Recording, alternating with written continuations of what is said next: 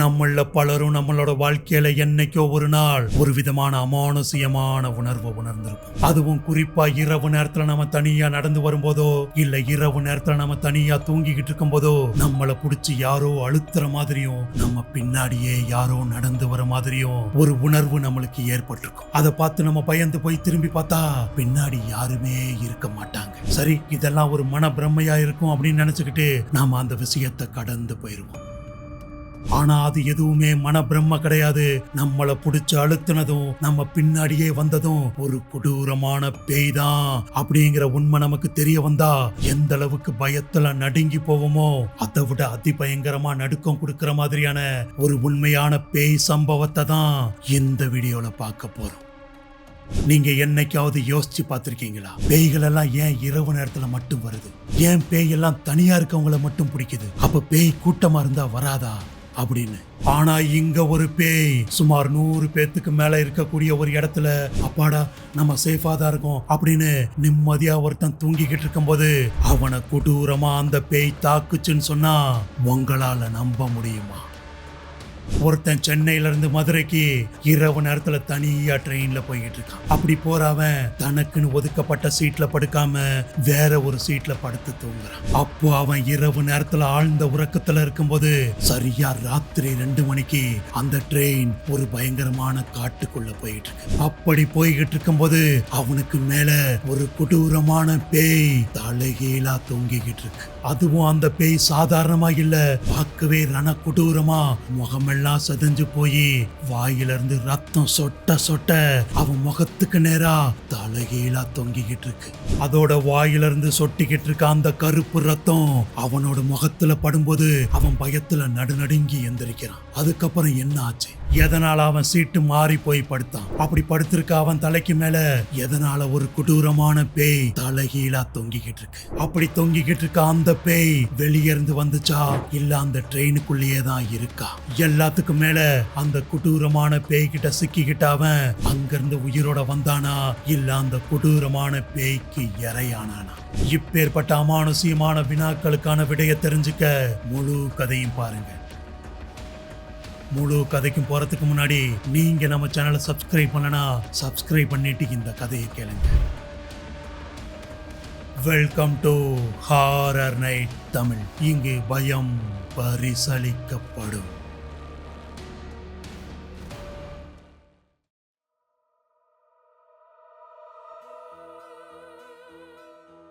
வெள்ளிக்கிழமை இரவு 9 மணி. சென்னையில இருக்க ரயில்வே ஸ்டேஷன்ல பிளாட்ஃபார்ம்ல காலை வைக்க முடியாத அளவுக்கு பயங்கரமான கூட்டம். அப்பேற்பட்ட அந்த கூட்டத்துல தன்னோட சொந்த ஊரான மதுரைக்கு போறதுக்காக குமார் அங்க வரான்.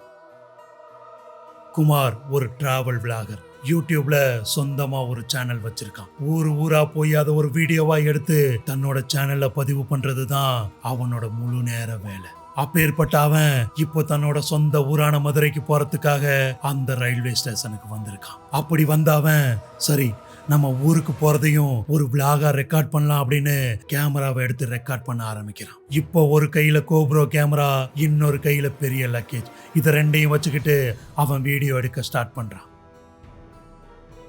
ஹே guys, welcome back to my channel. இன்னைக்கு என்னோட சொந்த ஊரான மதுரைக்கு போறதை தான் நம்ம ஒரு விளாகா பார்க்க போறோம். இங்க சுத்தி பாத்தீங்கன்னா இந்த பிளாட்ஃபார்ம் முழுக்க பயங்கரமான கூட்டம். இந்த கூட்டத்துல தான் என்னோட கோச் S3 கண்டுபிடிச்சு சீட் நம்பர் 41 போய் நான் உட்காரணும். ஒரு நிமிஷம், சீட் நம்பர் 41 61? வெயிட் கைஸ், நான் செக் பண்றேன் அப்படின்னு தன்னோட மொபைல் எடுத்து அவன் சீட் நம்பரை செக் பண்ண ஆரம்பிக்கிறான். அப்படி அவன் மொபைலை எடுத்த அந்த நேரத்துல திடீர்னு அவனுக்கு பின்னாடி ஒரு குளிர்ச்சியான காத்து அடிக்குது. அந்த காத்து அடிச்ச அடுத்த நிமிஷமே சில்லுன்னு ஒரு கை அவன் தோள் மேல படுற மாதிரி அவனுக்கு தோணுது. அவன் பட்டாருன்னு திரும்பி பார்க்கறான். ஆனா பின்னாடி யாருமே இல்லை. அப்படி அந்த கை அவன் தோள் மேல படும்போதே அவனோட சீட் நம்பர் 41 இருந்து திடீர்னு 61 மாறுது. இப்போ மொபைல் எடுத்து பார்க்கறான். அவன் கண்ணுக்கு சீட் நம்பர் 61 தான் தெரியுது. ஹே கைஸ், சாரி, நான் தப்பா சொல்லிட்டேன். என்னோட சீட் நம்பர் 41 இல்ல, 61. S3 கோச் 61 தான் என்னோட சீட் நம்பர் அப்படின்னு அவன் அதை வீடியோலையும் பதிவு பண்றான். சரி, ஓகே கைஸ், இங்க பயங்கர கூட்டமா இருக்கு. இந்த கூட்டத்துல என்னோட S3 கோச்சை கண்டுபிடிச்சு நான் என்னோட சீட்ல ஏறிட்டு உங்களை அகைன் மீட் பண்றேன் அப்படின்னு சொல்லிட்டு அவன் அந்த வீடியோவை கட் பண்றான். இப்போ அந்த பயங்கரமான கூட்டத்துல அவன் தன்னோட எஸ்திரி கோச்சை தேடி கொஞ்சம் கொஞ்சமா நகர்ந்து போறான். இப்போ ஒரு வழியா அவன் அந்த எஸ்திரி கோச்சை கண்டுபிடிச்சு உள்ள ஏறான். வழக்கமா நாம ட்ரெயின்ல போகும்போது ஸ்லீப்பர் கிளாஸ்ல எப்பவுமே ஒரு விதமான வாடை அடிக்கும். அது மட்டும் இல்லாம அந்த ஸ்லீப்பர் கிளாஸ்ல எப்பவும் சத்தமாவே இருக்கும். அந்த சத்தத்திலையும் அந்த வாடையிலையும் குமார் தன்னோட எஸ்திரி கோச்சில ஏறி தன்னோட சீட்டான 61 முன்னாடி போய் நிக்கிறான். சீட் நம்பர் 61 ஒரு அப்பர் கிளாஸ்.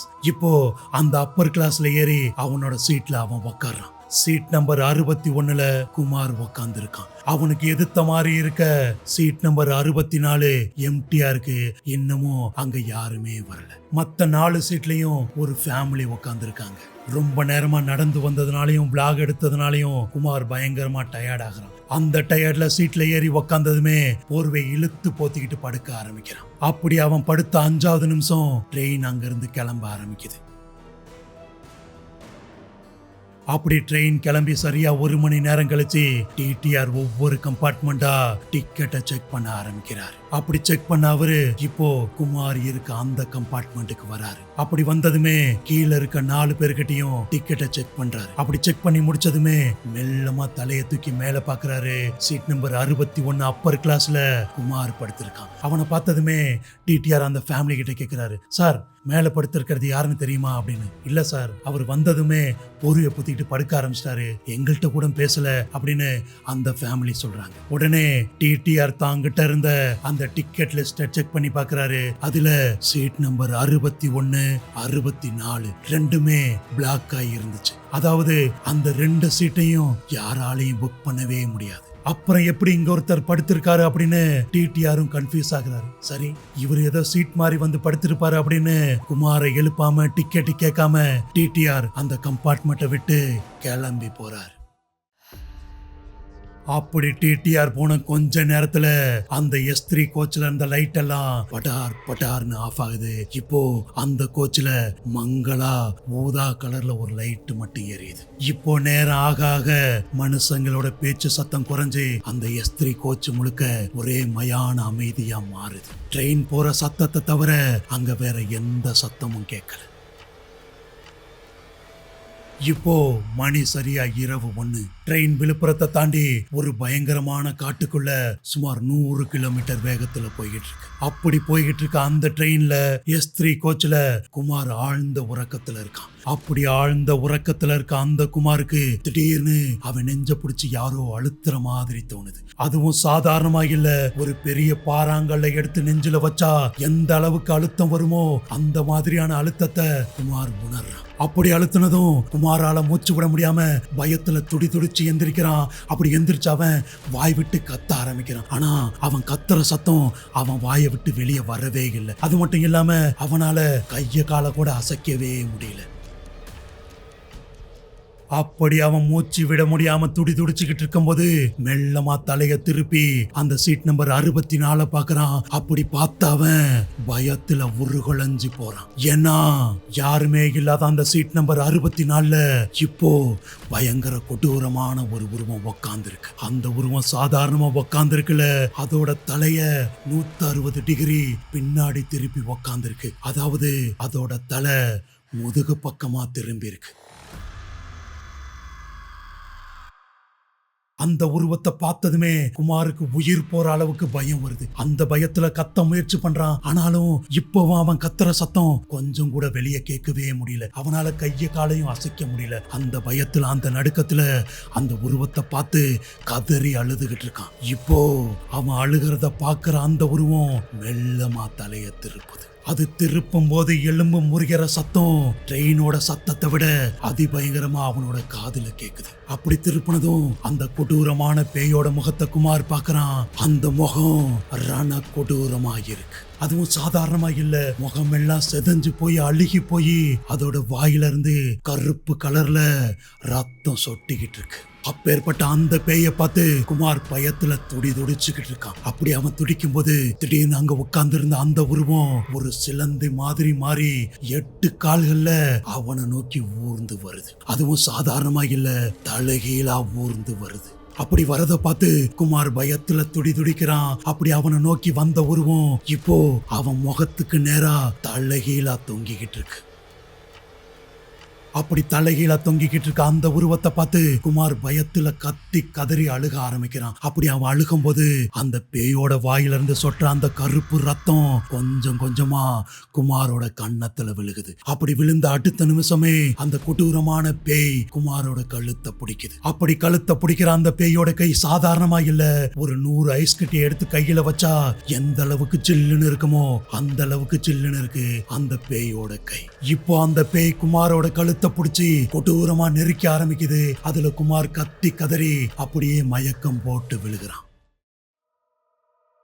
தம்பி தம்பி எந்திரிப்பா, மதுரை வந்துருச்சு அப்படின்னு ஒரு வயசானவர் குமாரை எழுப்புறாரு. குமார் எந்திரிக்கிறான். அப்படி எந்திரிச்சு அவனுக்கு நெஞ்செல்லாம் படபடன்னு அடிக்க ஆரம்பிக்குது. உடம்பெல்லாம் பயங்கரமா வேர்க்க ஆரம்பிக்குது. ஏன்னா அவனுக்கு இன்னும் பயம் போகல. அந்த பயத்தோடயே மெல்லமா திரும்பி சீட் நம்பர் 64 பாக்குறான். இப்போ அந்த சீட் நம்பர் 64ல யாருமே இல்லை. அதை பார்த்ததும் தான் குமாருக்கு உயிரே வருது. அப்பாடா, நல்ல வேளை நம்ம உயிரோட தான் இருக்கோம், உயிரோட மதுரைக்கு வந்துட்டோம் அப்படின்னு வேக வேகமா தன்னோட லக்கேஜ் எடுத்துக்கிட்டு அந்த ட்ரெயினை விட்டு கீழே இறங்குறான். அப்படி கீழே இறங்குனதுமே நேத்து டிக்கெட் செக் பண்ண வந்த அந்த டிடிஆரை பாக்குறான். அந்த டிடிஆரை பார்த்து வேகமா ஒரு பக்கத்துல ஓடுறான்.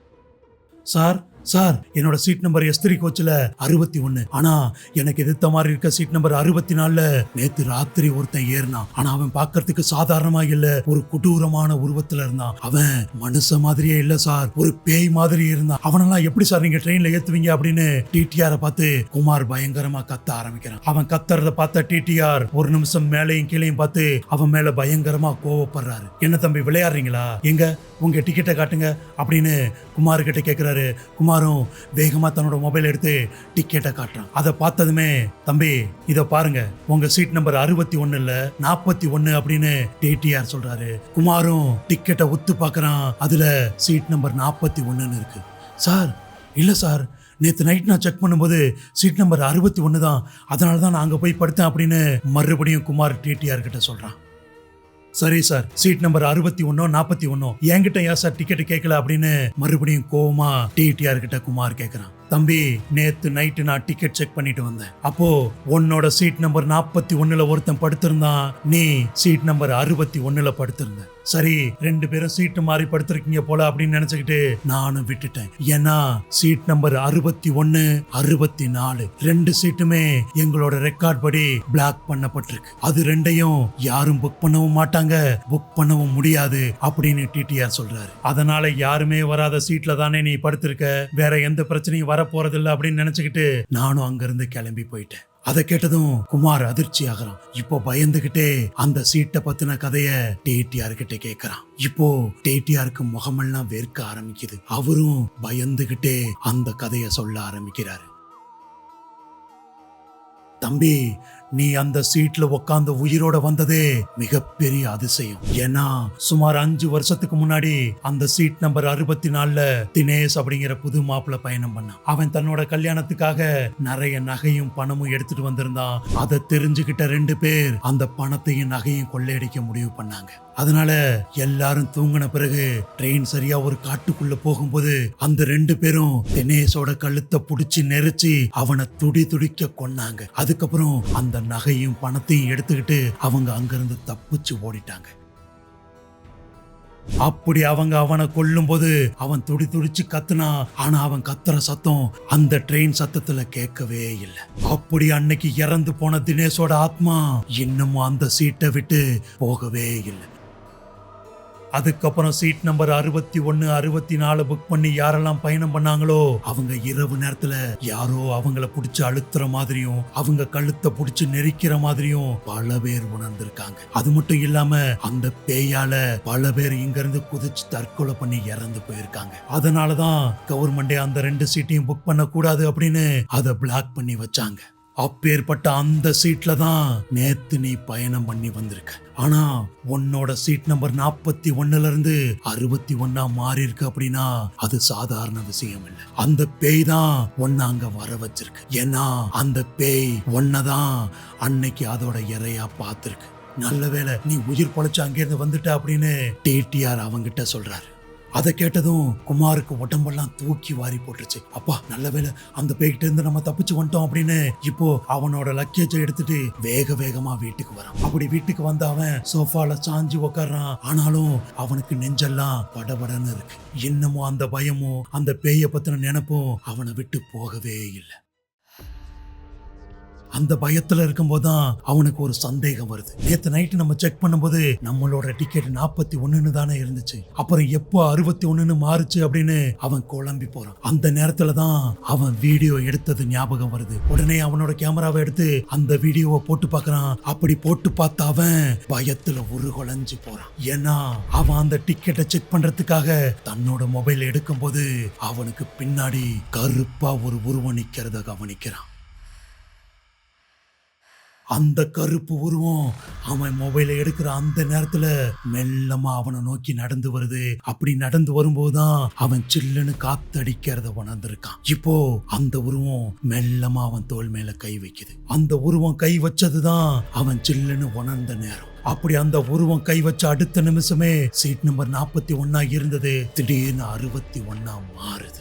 அதெல்லாம் வீடியோல பார்த்த குமாருக்கு பயத்துல உடம்பெல்லாம் வேர்த்து நடுங்க ஆரம்பிக்குது. அப்போதான் இன்னொரு விஷயத்தையும் கவனிக்கிறான். அவன் அந்த வீடியோவை க்ளோஸ் பண்ற அந்த நேரத்துல திடீர்னு பின்னாடி இருந்த அந்த கருப்பு உருவம் அவன் தோள் மேல சாஞ்சு அந்த வீடியோவை பார்த்து பயங்கரமா சிரிக்க ஆரம்பிக்குது. அப்படி சிரிச்சதும் தான் அவன் வீடியோவையும் கட் பண்றான். அப்படின்னா அவன் அந்த ட்ரெயின் பக்கத்துல வந்ததுல இருந்து, அவன் அந்த கோச்சுக்கு போனதுல இருந்து, அவன் சீட்ல ஏறி உக்காந்து இருந்ததுல இருந்து எல்லா நேரமும் அந்த கொடூரமான ஆத்மா அவன் கூடவே தான் வந்திருக்கு. அந்த ஆத்மா தான் அவனை சீட் நம்பர் 61க்கும் வர வச்சிருக்கு. ஏன்னா அவனை துடிக்க துடிக்க கொன்னு அதோட பசிய தீர்த்துக்கலான்னு அது நினைச்சிருக்கு. ஆனா அவன் அங்கிருந்து தப்பிச்சு வந்துட்டான்.